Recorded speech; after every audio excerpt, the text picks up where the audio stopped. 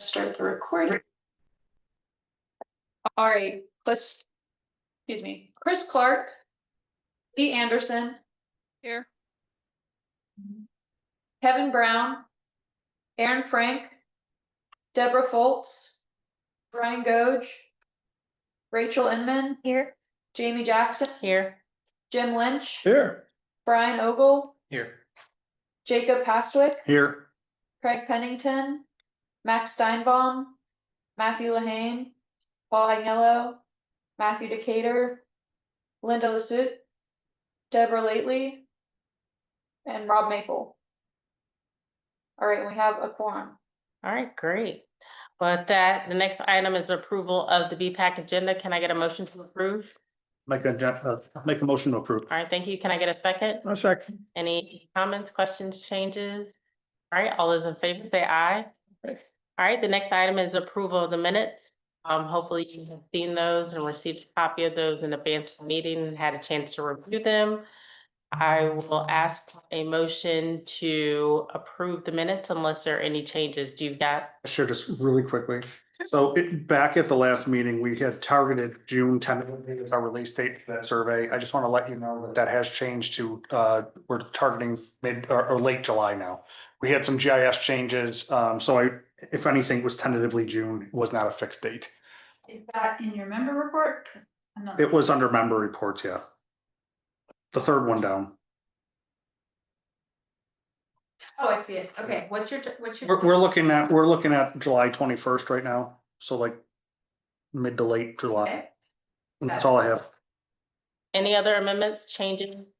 Yeah, the only thing I was gonna bring up in the report I made was the activities on the trails, Saturday the 10th. Not sure which month that was, and I don't see a Saturday 10th on any. Okay, I think you had said something about this coming Saturday. This coming Saturday? Like, I was trying to extrapolate which Saturday that was. Okay, It was sometime in the past now. always a challenge. It may be immaterial at this point. I wonder if it was May. Yeah, I don't see anything in May. It would have been, Oh, it would have been. it was May, It would have been May. May the 10th, sorry, Yeah. yes. May 10th, so if we could just make that correction. So I think that was Saturday. Oh, yeah, great, okay, perfect. All right, any other amendments or changes? All right, with that, I will open up item number 5, which is the public, oh, actually, before I do that, I need approval of the minutes. Can I get a motion to approve the minutes as amended? So moved. All right, can I get a second? I'll second that. All right, all those in favor, say aye. All right, Those opposed? All right, ayes have it. All right, next item is item number 5, public comments. This is comments and questions from members of the public are welcome at this time. Do we have any members, non-members of the committee, members of the public, online or in person that would like to make a comment?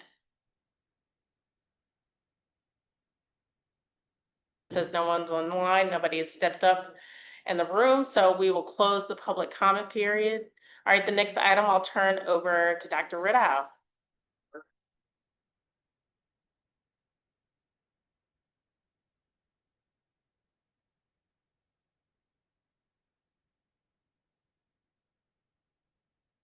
All right. Thanks for having and letting me provide this update on the river crossing. I'm gonna just bring everybody up to speed on what we're trying to do. FAMPO is working towards the eventual NEPA certification to identify both a preferred alternative as well as funding for a river crossing that is west of I-95. This portion of the project is a planning and environmental linkages like study. These are kind of common elsewhere in US. Virginia has not traditionally done this, but the goal of this is that you do a higher, more in-depth planning study that if VDOT chooses to pull the information forward, it was done at least an early stage part of the NEPA process that can kind of pull some of those information along and so that we can move forward with this. And what the outcome of this study is to basically consider the alternatives kind of identified. There's been multiple river crossing studies within the last probably 20 or 30 years. And so this one's kind of building on this to create a better understanding of what is potentially available. And so I put the 1994 to 1999 image up there, which, yeah, there's a line in kind of the same general area, but as you can tell, things have changed since then, since that shows Central Park being a golf course. Again, we're kind of winding down of this study. The consultants made their recommendations back in March. And we've gone to both Stafford and the city of Fredericksburg, board of supervisors, city councils, for them to be able to weigh in on what their preferred alternatives are. And in the June policy committee, they ended up selecting a preferred alternative. So the consultants are now taking that, developing basically the materials needed to go for further funding applications and generate the final report. So they've completed the need and scope, traffic analysis, environmental analysis. They've managed 2 surveys. They've kind of crunched a lot of the data in a lot of different ways and produced alternative. As a result, information was provided to the elected officials, to the board and city council, and ultimately Stafford and the city of Fredericksburg both kind of recommended option C as their preferred corridor. And then later that preference was selected by the FAMPO policy committee as well as the preferred corridor for this moving forward. Now, what they're going to do with that is generate the final report. So the last thing we are contracted with the consultants to do is that they're going to generate information that would eventually build into a smart scale application. So they're going to give us more detailed design drawings, because right now we've been studying corridors, not actual road alignments. So that's where that currently stands. And particularly for this board, what is important, particularly as our purpose in need goes forward, is ever since the very beginning, and the consultants have outlined this, is that we're creating a multimodal connection across the Rappahannock River. So this is not just a freeway or a highway, that it's going to be accessible for bike and pedestrians as well as transit. And that has been a continual theme throughout this discussion. Now, we have traditionally used kind of 4-lane divided highway with a multi-use path on one side. Actually, throughout the river crossing analysis, this has actually been slightly different depending on the options. So option D on Green Bank actually had sidewalks on both sides because it was passing through a residential corridor with homes and doing it. So it was a decision within the consultants and even some of the analysis that there was going to be a sidewalk as well. Other items were kind of like option A, which kind of skews much more closely to I-95 on the eastern side. The shared use path was aligned on the western corridor so that it was not going to be sandwiching a multi-use path between the interstate and the high-speed-ish roadway there. And then for options B, C, and B1 and B2 and C, it's been building off of the currently existing infrastructure of the multi-use paths that kind of go along Celebrate Virginia Parkway. So there's actually been different iterations of these. However, that was for the main roadway scenario. So again, the roadway analysis kind of, you can see how there was neighborhoods up here. And so it's bending and curving and looking to try to tie in here. So again, the what's kind of the important item is that while the jurisdictions in FAMPO have selected corridor C as their preferred option, well, locally preferred option, not a NEPA preferred option moving forward, is that when it triggers the full NEPA process, we're going to be revisiting these options. Really what this process was to do is identify any corridors that we're going to strike out because of some environmental, human, built environment concerns or traffic analysis. And one of those impacts was option D, with basically a large impact on a residential community adjacent. It would be a large takings case. And so the consultants kind of said they don't recommend that moving forward, but both options A, B, and C can move forward. There's trade-offs between those, but they're not necessarily should be considered a removed alternative at this point. So One thing of the consultants that aren't doing and that was considered but not necessarily built into their scope was how the multi-use path, the connections for the river crossing would be integrated into the jurisdictions. Ultimately, both FAMPO kind of views this, FAMPO staff, I should say, is that how the river crossing is tied into either Stafford County or the city of Fredericksburg should be left up to the jurisdictions. It's something that would be revisited, through the NEPA process, but ultimately that is not necessarily kind of the scope of the consultants are going to tell the localities or through FAMPO that they need to connect to the trails and pedestrian infrastructure in a very specific way. They are just saying along this corridor, it's going to look like this. How we're going to connect to current and future, that's still kind of up in the jurisdiction's control. So that's kind of where I left it. I think I gave a similar presentation about a year ago. So I'm going to give the floor back to y'all. And if you have questions, feel free. All right, anybody have any questions for John? Just a quick one on option C there. I know the one slide talked about the non-vehicular, non-motorized networks to the bridge is left to localities. Just Mhm. confirming, so the shared use path that you saw, is that specific to a bridge only, or is it the blue? It's all of. the blue, All of it, It's all the yes. blue, basically? Yes. Okay, on C, all right. Yes. So in this case, the multi-use path would be on the eastern side because this is an existing network. This is kind of the remnants of the golf course kind of walkways through there, and then you have the trails going over the city. So for this recommendation, that you would have the multi-use path staying on the east side throughout and crossing over. Okay.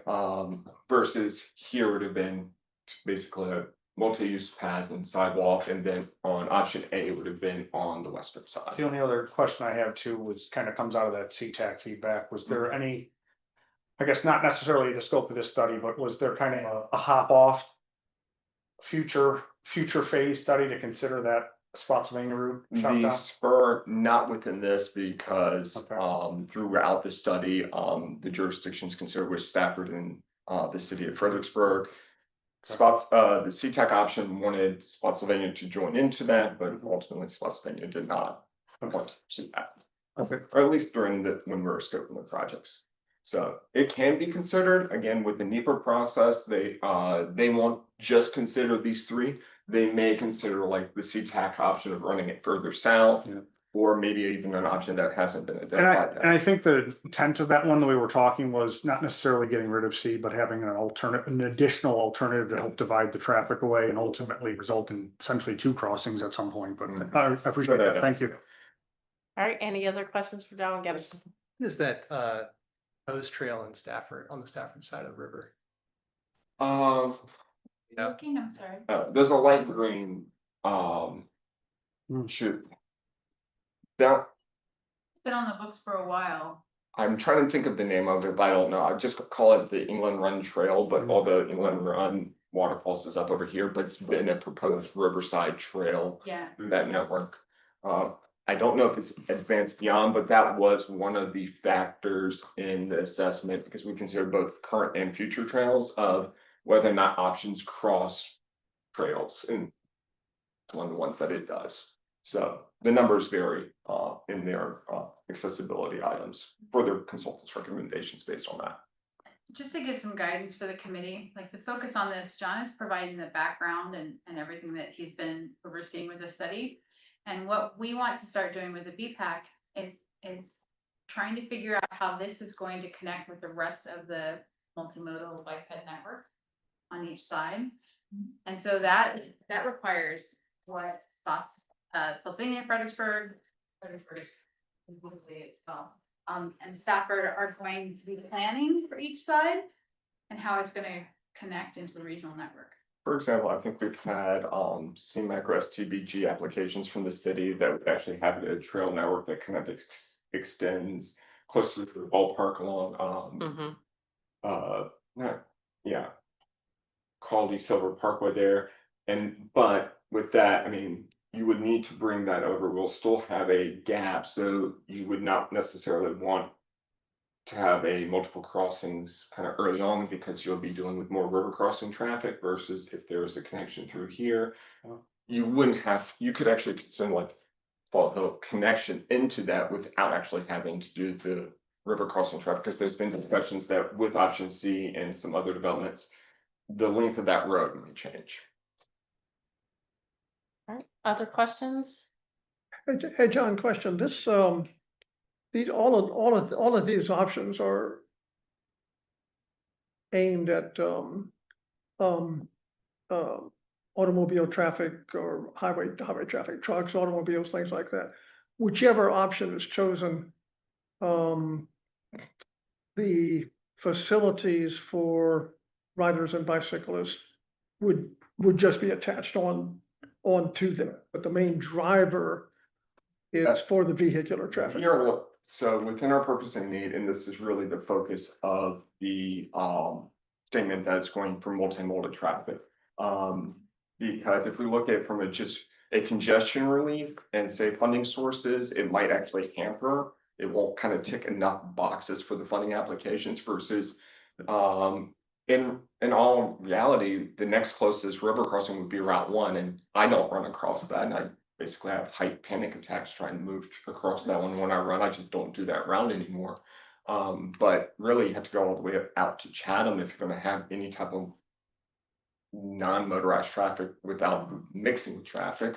And so that is one of the real main key goals, is that Route 1 is the only option. It's the only option for transit. And so even if you are in a car or any other mode, you basically have to cross 95 and I-95 traffic in order just to stay off of 95, which is a very weird kind of unique consideration.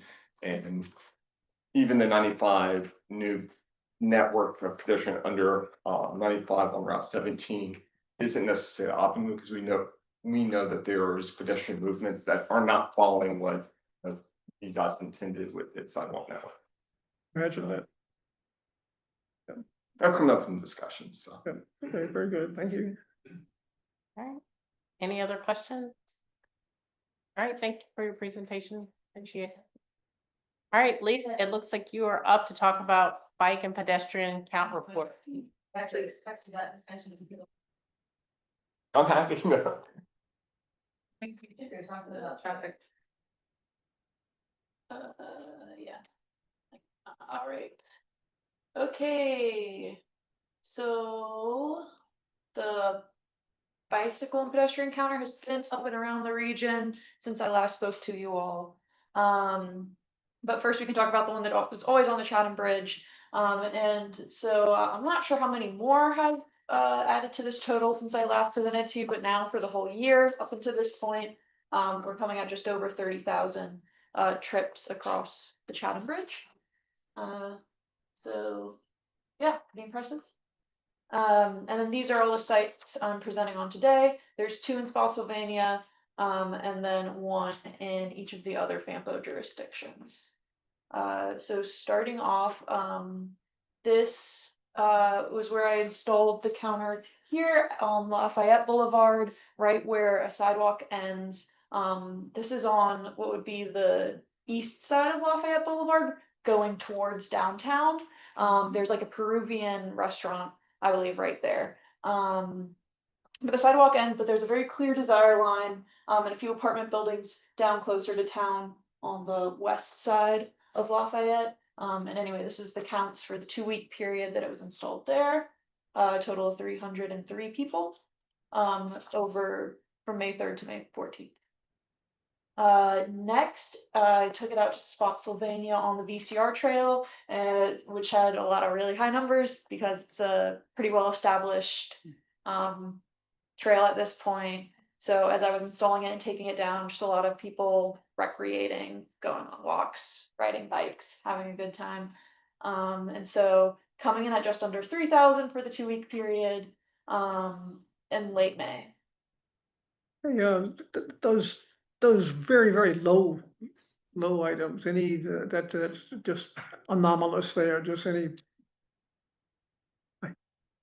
idea what's going on there? I would guess it might have been weather. I didn't go back and check what the weather was like on those days. Like the 25th, Or what they. 7th and 28th of May, yeah. Yeah.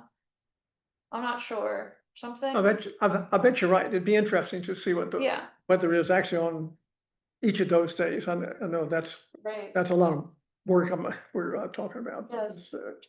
That's a curiosity though. but yeah, thank you for pointing it out, yeah, maybe something to look into. So after it being out in Spotsylvania on the VCR trail, I then took it out to Tidewater Trail at Benchmark Road. Because this is the location of a Safe Streets for All planning. Is that by Glenda's Way? Yes. So this is, yeah, right on the site where, there's been planned multimodal improvements. And that just got submitted for a grant. And so this was just to collect how many people were walking, and there was a sidewalk that ended just before this picture right here, and this is going out, towards Caroline County on Tidewater Trail. And so the sidewalk ends, but there was kind of some wear away in the grass there and a lot of residential, a residential population further down the road that seemed to be walking this way to get to the supermarket and other amenities, I guess, on this side of the picture. But this period had some pretty heavy rainfall. And it wasn't up for a full 2 weeks. It was only up for, I guess, just over 10 days. But still total of 220 people, or counts. So finally, this was the one location in Stafford County, and it's just off of 17, at Old Forge Road. You can see some sidewalks here, but those pretty much end, at least on this side where the counter is, into a very stark desire line, which I actually have a lot of good pictures of, but I haven't included them in this presentation. But if anyone wants to see them, you can. But yeah, there's a lot of residential development down Old Forge Road this way, and presenting this as a possible location to our Citizens Transportation Advisory Committee. They expressed a lot of interest in, some of the citizens there had seen a lot of people walking in this area and the part where there is no sidewalk, which kind of encouraged me to go install it here. There's a total of 333. However, you might notice that this one column is really high, and I believe that may be due to, you can see here like how this whole plot of land that's just off of the picture, like this corner kind of, was not really maintained. So there's a lot of weeds growing up very tall, which I cleared out of the way of the counter when I first put it up. But then when I went to go collect it, it had kind of bounced right back. So I was thinking it might have been just the last day that it grew up in front and started waving in the wind and throwing off the count. But these seem to be all. This area was a smart scale application for continuing the sidewalk. Yeah. So it's clearly an area that really. There's also a BPAC pipeline study happening on 17 corridor right now where they've talked about sidewalks mentioned in the preliminary meetings, I guess. So yeah, people are walking here even, yeah, without super great infrastructure. Anyway, this is the plan moving forward. Right now it's at Riverfront Park, which was my plan, to try to, especially as Bankside Trail becomes a thing in the future at some point, which will connect into Riverfront Park, and be a trail network kind of on that side of the city. I thought it'd be good to get a count kind of before that is completed and after. That was my thinking. And then it turns out I installed and was like, oh yeah, Fredericksburg Pride and the 4th of July events were all happening Awesome. in that timeline. So I've gone and collected the data, but not for the whole period yet. It's still out there. But you can see those spikes, and so also kind of interesting. But anyway, that's coming next counter report. So it's going to Spotsylvania tomorrow. And I kind of have a rough idea that maybe I'll put it along Courthouse Road 208 somewhere, but there's a question mark. So Probably has a good idea. who? Jacob. Yeah. I'm actually interested in the 208 levels area, honestly. We have recently, there's a age restricted townhome community that was recently approved adjacent to Hilltop Shopping Center. Okay, And that's coming in with a shared use path. As soon as you go down the hill, you pick up the estates of Breckenridge that has a trail system that's incomplete, but really the intent of that is to ultimately reach the back of L'Oreal Park. I think there's certainly a need there. I think you're probably dealing with a lot of development that occurred and was not back in the day with Hilltop and all the eighties and nineties was happening. Shocked at what sidewalks did not go in at those times. So a lot of times we're trying to catch up from things that never happened, but I am interested in that area. There's a lot of, I will tell you, I can tell you this, just from driving it, there's a lot of street crossing from some of the townhome communities and residential communities across 208 to the Hilltop Shopping Plaza. There's a lot of crisscrossing going on. Right through the medians and like mid-block, it happens. I've seen it. So that is an interesting one. And there's some action there. I'm thinking about like, you got high numbers for Pride. What do you guys think about the idea that I wouldn't necessarily throw that data out because it's important to know that these thoroughfares that we're building are important because the Riverfront Park is like a city center. it's like for generating gatherings. traffic, yeah. Yeah, it's for gatherings, it's for these civic events. So as long as we are sure to portray the data as this is a discrete day, this is not part of the average, Right, but this is important because this is where people gather in the city when for important events, right? yeah. So On I feel foot, yeah. like we shouldn't throw the data out because it is traffic, it's legitimate traffic. Yeah, I think so. Maybe like the daily average will discount those days. Yeah, but those days should still be highlighted Yeah, as legitimate. the weed days though. Like, Not the weekdays. so, not people. We just wait. Yeah. Yeah, that's all I have for you all, but I'll take any comments or questions if you have them. Questions for Lita? Thanks for the data. Yes. Collected some data on the historical counts in Spotsylvania County. I'm trying to work in the comp plan update. Great. Remind me what SUP is, Oh, trouble on that, Shared use path, shared, of course. yes, Duh. yeah, That's or what. stand-up paddleboard. Yeah, that To was put it out on the in my river. mind. Good Not question. Venice. We're not Venice. Yeah. Yeah, all right. All right, any other questions? That was a good presentation. Thanks for continuing to do this. Thanks, Lee. All right, item C is the Transportation Alternatives Project Applications Letter of Support. We didn't have it in our packet. No, because, okay, so, Chair Clark asked me if we wanted to do this, and so he's not here, but it was kind of his like idea. So I went back and looked at our history. This would be basically a support letter for all the TAP projects for the region. I went back and looked into tax history and we've actually not done that as many years as I can remember. Do you remember us ever doing that? Because I couldn't find any evidence that we had done that at least as far back as like 2020. I feel like I vaguely remember it the first time I was chair. I Vaguely. remember, I had. We have a similar vague memory. I have a similar vague memory, but I couldn't find any like physical evidence. I have to go digging around. I have to go in my email archive, see if we can find something. I'll get back to you. It was many, many years. I feel like it was the year that I was in the chair position. It was a while ago. Okay, I don't even know what year that was now. pre-2020, Yeah, it was probably 1920, somewhere around there. yeah, something like that. So if we did it, it was a long time ago. Yeah, It would be just a goodwill. right. Just be like goodwill because the top applications don't need anything from us, but it would just be us going, yay, we like this. So it is up to the will of the committee whether we do it or not. If we did it, timing. July. Yeah, so we would need to vote on it as a bit. Where'd it go to? It would just put in their applications. sent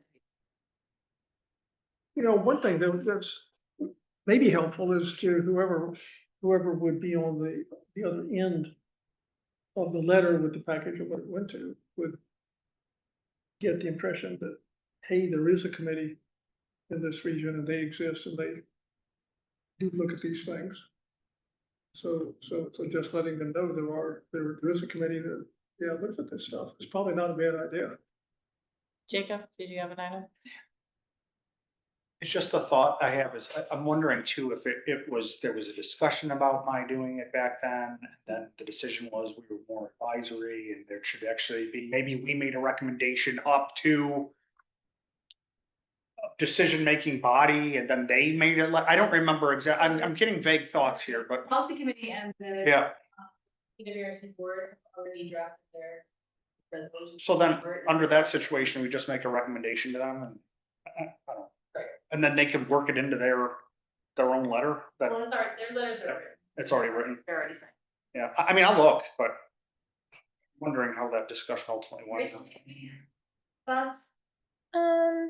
I definitely don't think it would hurt, but I know the MPO resolution is technically all we need. And I think even that can be waived by the MPO. Right. Right, so my opinion is that it's absolutely not necessary. If it would make us feel good to do it, we could. Mhm. Yeah. So, I don't think it's necessary. That's just my opinion. I think Jacob's response of us in the future providing a recommendation to the Yeah, other bodies would be more helpful. right. It's all, but there's almost no, I cannot foresee a circumstance wherein the policy committee and the American board would not already support all of the top pricing. Yeah, They're not gonna be like, we don't like. Yeah. They're always. Like VDOT sort of checks off, okay, they have their required letter, they're good to go. They don't go, oh, there's this other nice letter. yeah, because of that, it doesn't really. It doesn't really, it's not hard hitting, It's not like a grant funding program that, like, yeah. you're stacking letters. like. Yeah. Yeah, like some of those are useful, but I don't know that we. It's my. Okay. Unless Chris says otherwise, did you have any comment? Okay, so unless Chris says otherwise, let's proceed with doing recommendations. All right, item number 7 is correspondence. Do we have any correspondence? Rita, have we gotten anything seriously heard about? All right, staff reports, RTAC. So we had a fantastic rural TAC meeting today, the first one. That is the rural version of the technical advisory committee. So Kendra and Caroline and VDOT got together. I don't know if you've all heard the good news, but Cassie has returned to our area and is back at her old job. So I immediately No grabbed way. her as the VDOT Okay. representative for the RTAC. So she was there today. Yeah, I'm so glad to have her back. Okay. So she's gonna be working with us on Smart Scale again. So she was there to like help us talk about all of the things that the rural folks would need to get ready for Smart Scale. And our meeting was like 2.5 hours because everybody had so much to say. So it was great. We're gonna be meeting quarterly, possibly more, see.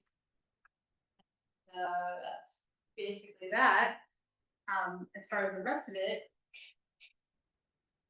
we don't have, we've got Fredericksburg and we've got Spotsylvania. How are you guys sitting on your Smart Scale? Thank you. Concepts, projects, let's go with, like, actually, we can talk about this in the number reports, but it's just on my mind. It's like all of it on my mind. It's getting everybody to understand that Smart Scale's already started. Round 7 has already started. Mhm. And we are trying to get folks to come to us with their concepts as early as possible.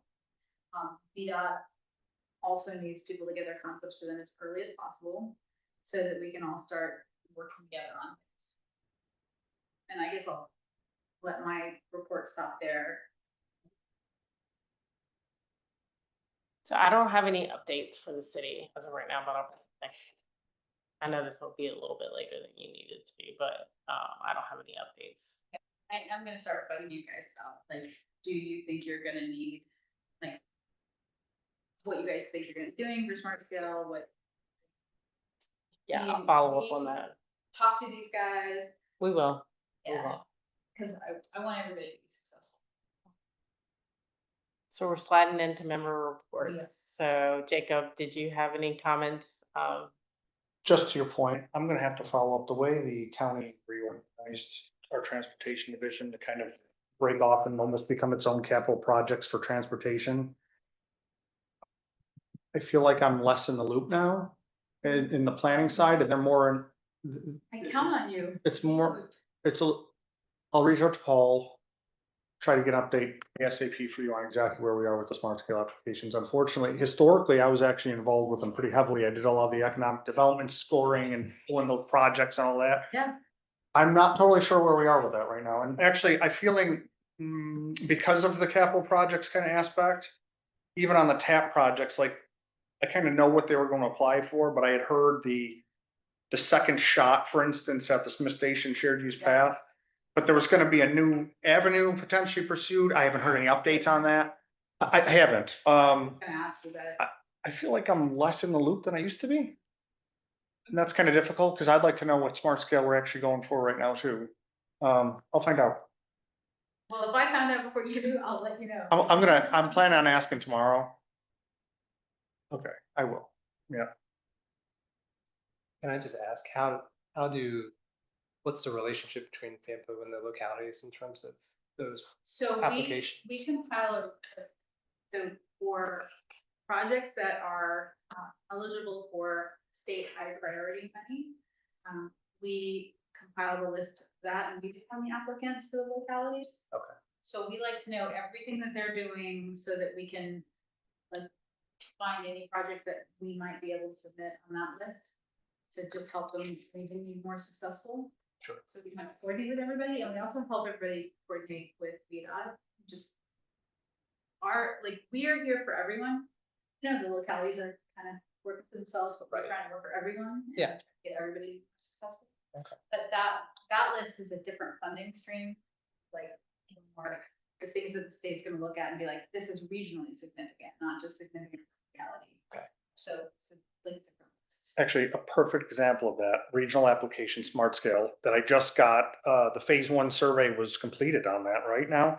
The shared use path regional project from, is it going all the way to Idlewild now? It was gonna go to Kings Mill, but it's all the way to Idlewild, I think I read. Oh, yeah. Idlewild all the way down Harrison Road along the west side of Route 1 corridor is a shared use path that's coming. It was Round 5. Round 5 smart scale project, and they just did so there's movement. I was pretty excited. Yeah, it's a Fredericksburg Spotsy one. Yeah. I remember, yeah, That's a pretty significant that fateful. gain, and it ties in with the VCR trail, obviously. It's a number of commercial establishments. Hits our Harrison Road improvements that are slowly coming that way. I'm pretty excited about that one. It was nice to see that. It was good to see that letter come out. Julie Langen from, is it DHR? What was what? Julie Langen, I think she was involved. Okay, yeah, yeah. It was a DHR review and Yeah. phase 1 study. No significant impacts. So it was good to see. That's great. Yeah. Yeah, that's one that kind of got slipped in there, because we're trying to figure out. And I'm just like, what about just doing a shared use path all the way from here to here? Fantastic. And Craig was like, that's a great idea, and Paul's like, I guess, okay. It's in our comp plan too. That's a win. I just wanna see it done. Yeah, me too. It would be really high visibility too. Yeah, me too. Anyway, that's all I have. Around the table. Yes, so we do have a few pipeline studies going on right Mhm. now, but I wanted to bring to attention the Fall Hill Avenue study in the city of Fredericksburg because there is some pretty heavy emphasis on bike ped and trail access for that one. So we had the survey, I think that closed a month ago, maybe. I hope at least some of you all were able to fill that one out. And we'll be moving into phase 2 for the studies, so we'll have another survey out, hopefully before Thanksgiving, I think was the goal for that. But we also had our consultant on that study present at the Planning Commission on the June 25th meeting. And so the recording for that's available. We haven't shared any specific concepts yet, but I just wanted to let everyone know that that's something you can go back and watch. Were you on the call today? Sorry? Were you on the call? Yeah. Okay. Yeah, so yeah, no specific concepts, but if you have any kind of comments on that general area, I think it's Fall Hill from Mary Washington roundabout to Germania. Yeah. So whether you want to provide comments directly to SPDOT or through FAMPO, I don't know if that's something you guys. Yeah, Ian's on that do. one, Yeah. and Okay, so there's that, and then also I wanted to just let everyone know about the statewide bike ped program and the statewide BPAC. You can sign up for the newsletter for that, Carrie. I think Linda forwarded you. Yeah, I get newsletter. that, I get that newsletter. Okay, but that's open to the public. So the BPAC is quarterly and you can go in person in Richmond. I think they provide lunch, or you can join virtually. So the information for that should be in the July newsletter, but I don't think they have the July newsletter up on the website yet, so I wasn't sure how we should share that. I can forward it, to Okay. all of feedback. Okay, that'd be great. Yeah. That's all I have. Either of you have any, I don't know. I don't. Okay. any updates? Yeah, I've got a couple items. One on the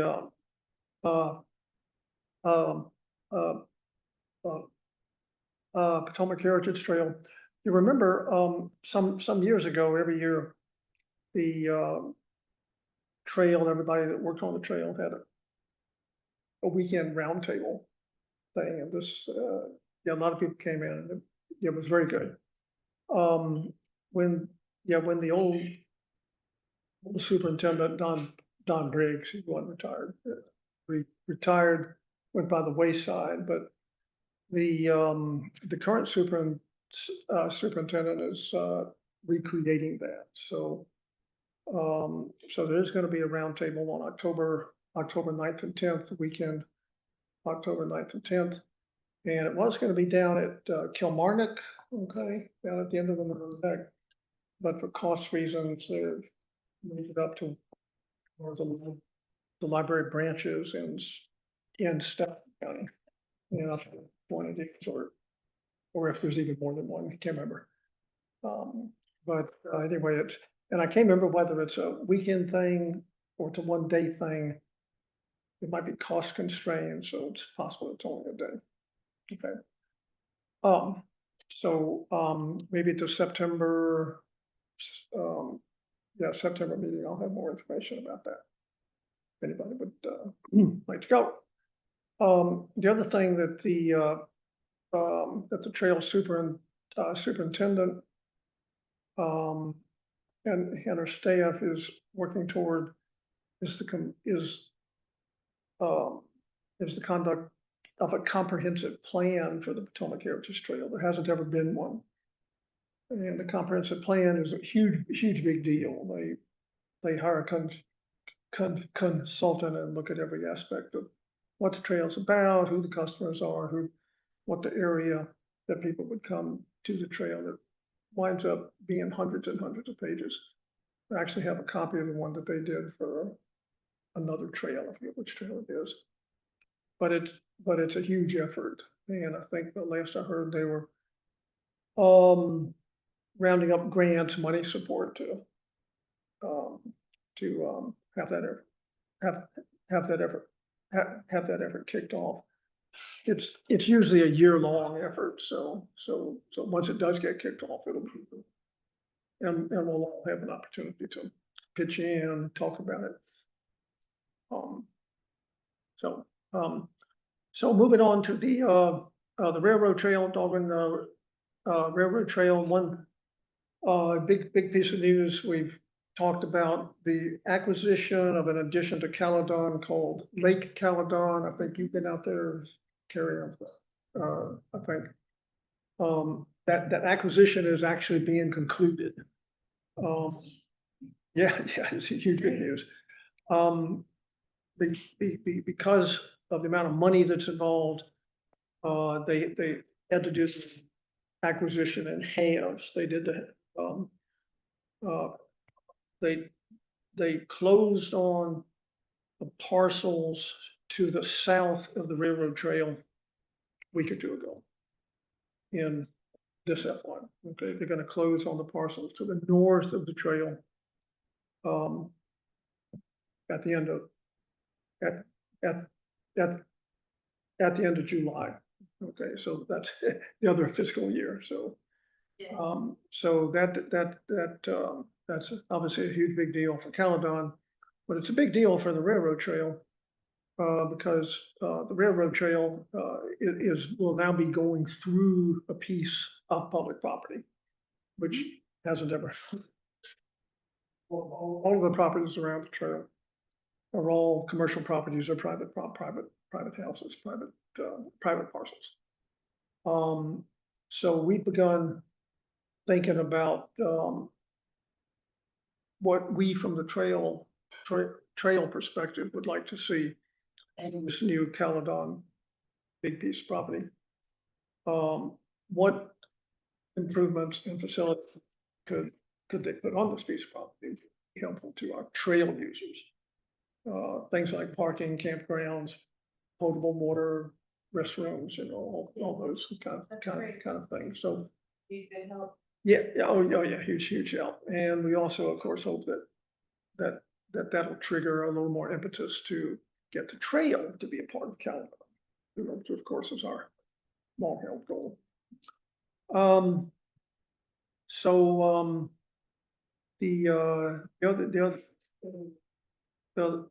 other thing I wanted to bring up was last year, the Potomac Heritage Trail managers hired a trail consultant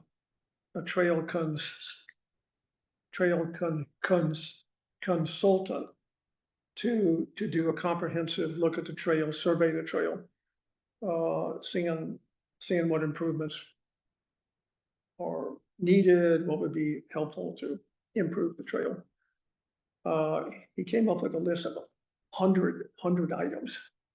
And I didn't realize it until fairly recently, but the park managers, their expectation is that we the workers on the trail will begin ticking those things off.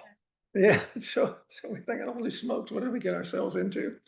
So we actually have begun, you know, ticking off some of the less intensive ones. There are a couple up there that cost tens of thousands of dollars. So we began looking for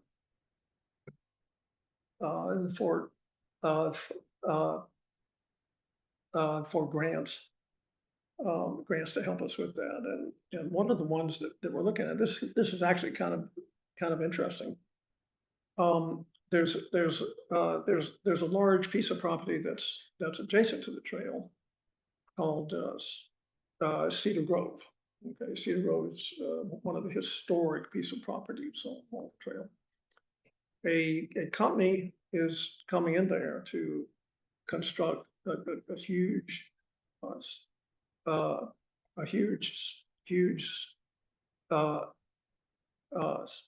solar farm. Okay. And it'll be pretty much right adjacent to the trail. Okay. We don't have a problem with it. But one of the things we're talking with them in terms of a proffer, can you help us out with one of these larger items that has been identified as a requirement? So we're working up cost estimates that we will give to them and say, if you can squeeze this in, that would be great. I think I've reported on some drainage issues where the trail goes under a bridge under Caledon Road. I think it was that's the latest thing about that is that car was middle of the night was traveling east on Caledon Road, did not navigate a curve, ran off the road, down the embankment, hit the trail. Okay, and in the process of going down the embankment,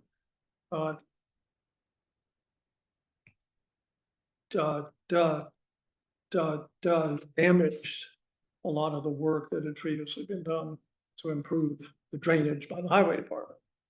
So we've been talking to the highway department and they've agreed that they're going to take care of that. So we will see. So, that's all I have to report. Thank you, Madam Chairman. Yeah, no problem. Good reports, good report outs. All right, motion to adjourn to the next meeting, which is September 4th. I'll make a motion to adjourn. I'll second it. All those in favor, aye. See you later. Yeah, under an hour, it's a I thought you miracle. guys would have